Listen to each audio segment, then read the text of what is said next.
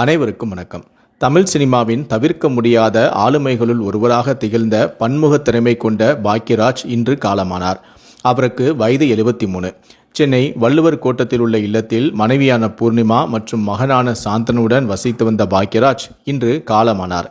அவருக்கு என்ன நடந்தது, அவருடைய கடைசி திக் நிமிடங்கள் என்ன என்பதை பற்றின தகவல்கள் தற்போது வெளியாகியிருக்கிறது. இதை பற்றி விரிவாக தெரிஞ்சுக்கணும்னா இந்த வீடியோவை கடைசி வரைக்கும் ஸ்கிப் பண்ணாமல் முழுமையாக பாருங்கள். இந்த வீடியோக்குள்ளே போகிறதுக்கு முன்னாடி மறைந்த பாக்யராஜோடைய ஆன்மா சாந்தி அடையணும் அப்படின்னு நினச்சிங்கன்னா இந்த வீடியோக்கு ஒரு லைக் பட்டனை ப்ரெஸ் பண்ணுங்கள். நீங்கள் இரங்கல் தெரிவிக்கணும் அப்படின்னு நினச்சிங்கன்னா கீழே இருக்கக்கூடிய கமெண்ட் செக்ஷனில் உங்களோட இரங்கலை தெரிவிங்க. சரி, வாங்க இப்போ நாம் வீடியோக்குள்ளே போகலாம். ஈரோடு மாவட்டத்தில் 1953ஆம் ஆண்டு ஜனவரி 7ஆம் தேதி பிறந்தவர் தான் பாக்யராஜ். அங்கிருந்து சினிமாவில் ஜெயிக்க வேண்டும் என்ற கனவுடன் சென்னைக்கு வந்தவர் அப்போது பாரதி ராஜாவுடன் உதவி இயக்குநராக தன்னுடைய பயணத்தை தொடங்கினார். சுவர் இல்லாத சித்திரங்கள் திரைப்படத்தின் மூலம் இயக்குநராக அறிமுகமானார். இதையடுத்து அந்த 7 நாட்கள், முந்தானை முடிச்சு, இன்று போய் நாளை வா, சின்ன வீடு, டார்லிங் டார்லிங் டார்லிங் உள்ளிட்ட பல்வேறு வெற்றி படங்களை இயக்கி நடித்தார். அவரது குடும்ப பாங்கான கதை, நகைச்சுவை, உணர்வு பூர்வமான திரைக்கதைகளால் தமிழ் சினிமாவில் தனக்கென ஒரு முத்திரையை பதித்தார். இயக்குனர் பாரதிராஜாவிடம் உதவி இயக்குநராக பணியாற்றியவர் 16 வயதினிலே கிழக்கே போகும் ரயில், சிகப்பு ரோஜாக்கள் உள்ளிட்ட படங்களில் உதவி இயக்குநராகவும் பணியாற்றினார்.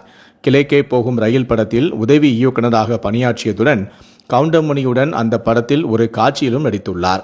பாரதி ராஜாவின் 3ஆம் படமான சிகப்பு ரோஜாக்கள் படத்திலும் 2 காட்சிகளிலும் நடித்திருந்தார். அந்த படத்திற்கு வசனமும் எழுதியிருந்தார். புதிய வார்ப்புகள் படத்தில் பாரதி ராஜா பாக்யராஜை வசனகர்த்தா மட்டுமல்லாமல் கதாநாயகனாக அறிமுகம் செய்தார். இதையடுத்து சுவர் இல்லாத சித்திரங்கள் என்ற படத்தை முதலில் 1979ஆம் ஆண்டு இயக்கினார். இதையடுத்து ராஜேஷ் கதாநாயகனாக நடித்த கன்னி பருவத்திலே படத்தில் வில்லன் கதாபாத்திரத்திலும் பாக்யராஜ் நடித்திருந்தார். மௌன கீதங்கள், இன்று போய் நாளை வா ஆகியவை பாக்யராஜின் வெற்றி படங்களாகின. விடியும் வரை காத்திரு என்னும் திரைப்படத்தை பாக்யராஜ் இயக்கி நடித்திருந்தார். பாக்யராஜ் தனது முத்திரையை முழுமையாக பதித்து வெற்றி ஈட்டிய திரைப்படங்களான அந்த 7 நாட்கள், தூரல் நின்னு போச்சு போன்றவை கருதப்படுகின்றன.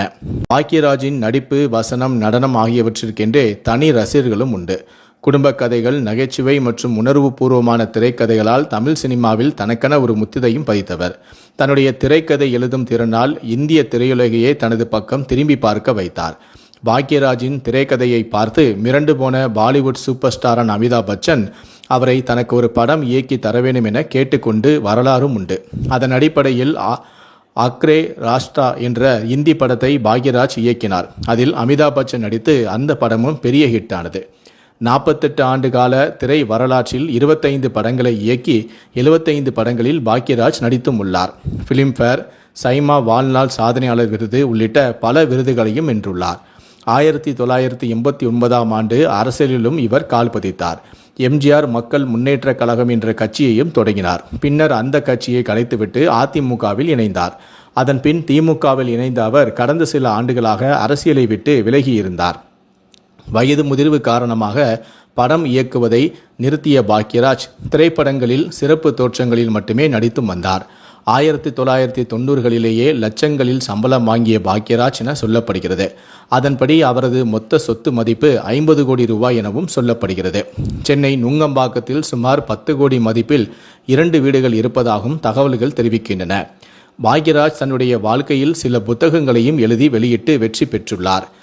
நீங்க நினைச்சா சாதிக்கலாம், வாங்க சினிமாவை பற்றி பேசலாம், உங்கள் பாக்யராஜின் கேள்வி பதில்கள் ஆகியவை பாக்யராஜின் சிறந்த புத்தகங்களாகும். பாக்யராஜை பொறுத்தவரை திரையுலகில் தன் மதிப்பை பெற்றவர், பலருக்கும் வழிகாட்டியாக திகழ்ந்தவர், திரைப்பட இயக்கம் தொடங்கி திரையுலகில் பலருக்கும் எப்போதுமே துணை நின்றவர். அந்த வகையில் இப்படி ஒரு மனுஷனை பார்க்கவே முடியாது என்ற நல்ல பெயர்தான் பாக்யராஜ் சம்பாதித்து வைத்த பெரிய சொத்து என்றே கூறலாம். டார்லிங் டார்லிங் டார்லிங் வெற்றி படத்தை இயக்கியவர் அதில் நடித்த பூர்ணிமாவை மனைவியாக ஏற்றுக்கொண்டார். 1982ஆம் ஆண்டு முந்தானை முடிச்சு படத்தில் ஊர்வசியை அவர் அறிமுகம் செய்தார். இதுவரை தமிழ், தெலுங்கு, இந்தி உள்ளிட்ட மொழிகளில் 100 படங்களில் நடித்தும் இயக்குநராகவும் பணியாற்றியுள்ளார். 25 திரைப்படங்களை இயக்கியுள்ளார். தனது மகன், மகளை திரைத்துறையில் ஜொலிக்க வைக்க முயன்று அது முடியாமல் போனது.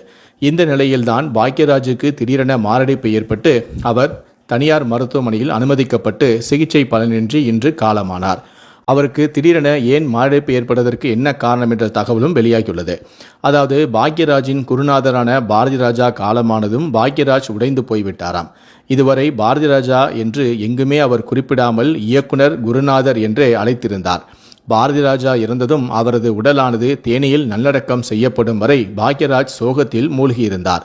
அந்த காரியங்களை முடித்துவிட்டு அவர் சென்னை திரும்பிய போதும் பாரதி ராஜாவின் மறைவிலிருந்து அவரால் மீள முடியவில்லை என்கிறார்கள். இந்த நிலையில்தான் இன்று காலை வழக்கம் போல வல்லுனர் கோட்டத்தை சுற்றியுள்ள பகுதியில் அவர் நடைபயிற்சி மேற்கொண்டாராம். அப்போது வீடு திரும்பிய அவர் தனக்கு லேசாக நெஞ்சு வலிக்கிறது என கூறி சோபாவில் அமர்ந்தாராம். அவரை அப்போலோ மருத்துவமனைக்கு கொண்டு சென்ற போது மயங்கிய நிலையிலேயே சுயநினைவை இழந்து காணப்பட்டாராம். அவருக்கு சிகிச்சை அளித்த நிலையில் சிகிச்சை பலனின்றி இன்று காலை பாக்யராஜ் பரிதாபமாக உயிரிழந்தார். இந்த தகவலை அறிந்த திரைத்துறையினர் கண்ணீர் மல்க பாக்யராஜின் வீட்டுக்கு வந்த வண்ணம் உள்ளனர். முதலமைச்சரான விஜய் பாக்யராஜுக்கு அரசு மரியாதை வழங்கப்படும் எனவும் அறிவித்துள்ளார்.